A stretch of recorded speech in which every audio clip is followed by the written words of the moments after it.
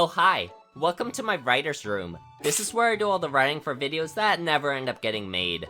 Oh, don't worry about it, I just don't like rushing any of these ideas out. There hasn't been a video topic or new game release that I felt I needed to make as soon as possible.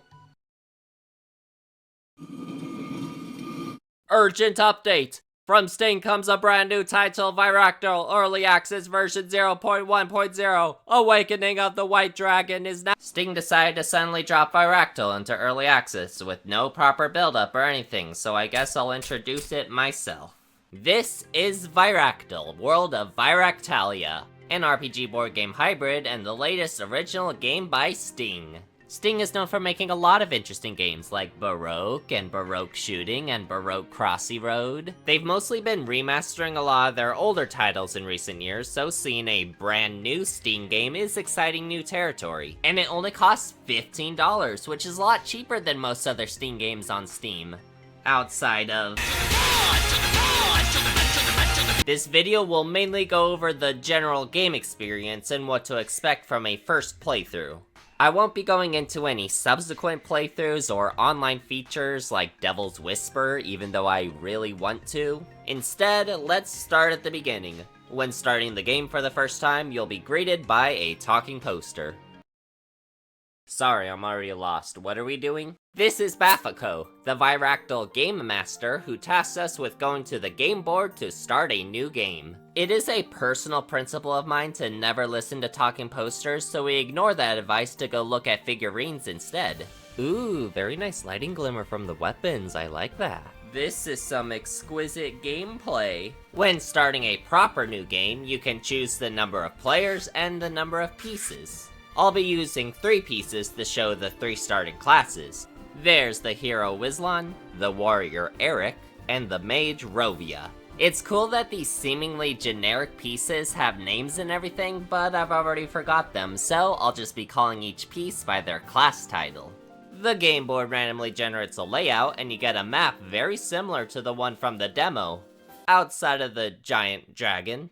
This is the Anchor Dragon, your main objective to defeat on this board. Right now, the dragon is asleep, but it will wake up in 25 days, and once it wakes up, you are forced into a battle with it, so we have to use those 25 days to prepare. And unlike the demo where the Great Bandit was kinda a pushover, the dragon is actually quite powerful.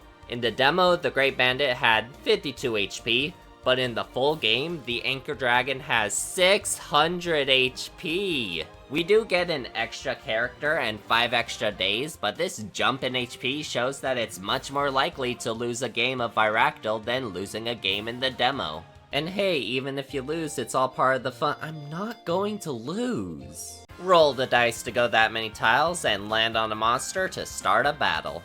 Battles follow a card-based system. A card's effect will only activate if you have the required amount of will. Will is gotten by using cards, so battles start by using weaker 0 will cards to obtain will to then use the stronger cards. Throw in some status effects and defense cards and you have yourself a fairly engaging battle system. Each class has their own set of cards tailored to their specific role. The hero and mage were the 2 playable characters from the demo, but the new character is the warrior, who is very good at everything. The game describes him as an offensive type character, so he has powerful single target attacks, but his high HP and additional defensive cards also make him a very useful tank. Build him up correctly and he's a strong choice out of the starting 3. Just like in the demo, the mage is good at afflicting status effects and doing incredible amounts of damage. And the hero is good at dying the most, apparently. I used the hero as my tank class in the demo, but now that the warrior exists, the hero didn't have a specialized role in my playthrough. He does everything adequately, but doesn't excel in any area, which kinda leaves him in this awkward place of just being there. And then I'll use attack boost because that's all you're good for. Outside of battles, there are other tiles to get extra items and upgrades, but the most useful tiles are these road tiles for events. Events were already a powerful tool in the demo, but they're even better here. If you land on a road tile, you can perform 2 separate actions, so provided you have enough DP, you can encounter 2 unique events in 1 turn. Events allow you to get extra items, extra quests, extra abilities, extra anything, really.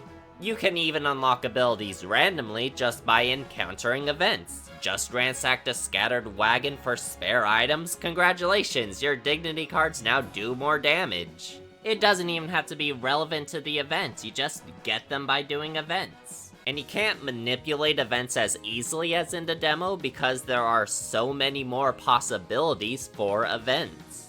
There's this one where a woman asked me to bless her newborn child, so I forced the child to take my own name. This child shall be called Melody 1. What a horrible name. There was an event where a nobleman lost a mask that was still on his face, and not telling the nobleman this critical information ends with his servants disliking me. Disliked? Wait, what do you mean I can get bad abilities? There was also an event where a mysterious person asked me to deliver a package to a village, and I couldn't help but think I'd seen this somewhere before. Regardless, there's a lot of interesting scenarios for these events. And while they can give you quests, your main quests are gonna be from each of the villages. These main quests lead to additional bosses, and defeating those bosses gives helpful items for defeating the dragon. Defeating the bandit gang gave me pure dragon blood, which is an instant revive against a dragon, and defeating the masked man gave me a dragon charm elixir, which reduced damage done by the dragon. It's a good incentive for doing the main quests, a lot better of an incentive than the general advice the demo gave for defeating bosses, although you can still find this general advice in the form of an item. Here it is written, "It is wreathed in fire, yet breathes ice. Burn and freeze alike. The moment I thought its strength was waning, it transformed in a single step. Its scales are thick, but if you cannot break them, the counterblow will..." We weren't careless, and yet, even so, death could not be avoided. Read it I didn't actually mean to do that. So, after completing some quests, gathering materials, and strengthening your character, you are now ready to face the Anchor Dragon. For me, this was an intense battle. There isn't any specific strategy that makes this boss unique, just the amount of time in battle. It took me 17 minutes to take down the Anchor Dragon, and I enjoyed every single minute of it. The boss gets more frantic as it goes on, starting with just 1 attack per turn, then moving on to attacking twice per turn, and ending things off with a super powerful wing attack at 33 HP left that can damn well party wipe you if you're not ready. But taking down the Anchor Dragon with 1 party member down and 2 party members in the red is a great feeling. The final boss for any game should be the best part, and that is definitely the case in VIractal. It truly feels like a test of everything you had built up to that point. Congratulations, you've won. Why are there ratmen here? Now, while I was able to win my VIractal game, not everyone's going to be so lucky on their first time, so what can a player do to make that main goal easier? Well, by completing quests during the game, you can collect souls. These souls can be used outside the game to transmute additional cards, characters, and features that will then be added to the game. Like this fountain where the goddess can remove any unwanted cards from your deck. Yep, I'm unlocking that one immediately. Each individual thing has specific conditions that need to be met before it can be transmuted. But when one of these conditions asks that I play the game 12 times to unlock it, I think it's time to address the biggest concern for VIractal. There's a lot of variety in cards, events, characters, quests, lots of things to experience. Except for boards. At release, there's only 1 board in the entire game, which means same enemies, same locations, same bosses. The game is in early access, and it certainly feels like it's in early access. It's the kind of early access that tells you that mouse support isn't currently supported in one of its tutorials. But thankfully, it has a reasonable roadmap for upcoming content. The game plans to have 3 major updates, each releasing a month after each other.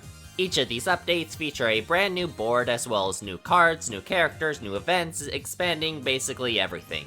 So, after this update, there will be 4 boards for the game, which is still not a whole lot, but I think there's enough incentive for replayability that it can get away with it.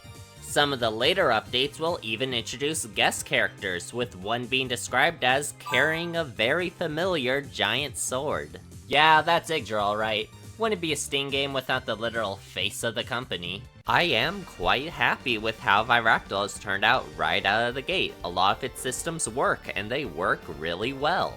Sting is currently looking for feedback to further improve VIractal, but I don't really have much else to offer. There wasn't anything else that felt imbalanced, at least from a first playthrough perspective. Oh wait, Brimming Will exists. Brimming Will was an ability I got randomly when my warrior reached level 10. It charges 2 extra will for every will card that the character uses, so if I use a mercy card that normally gives 1 mercy will, it will instead give 3 mercy will.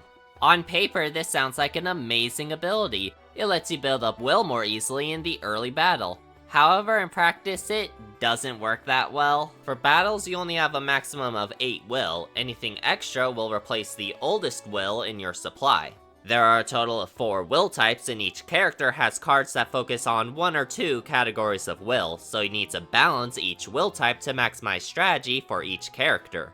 However, Brimming Will makes it so that you have an imbalance of will going towards one character, making it so will that the other characters use keeps getting replaced. If you use a character with Brimming Will just twice, then your board suddenly looks like, oops, all mercy. And you can't discard abilities until you max the amount out, so I couldn't toss it until 6 abilities later. So my feedback would be to make Brimming Will give just 1 extra will instead of 2.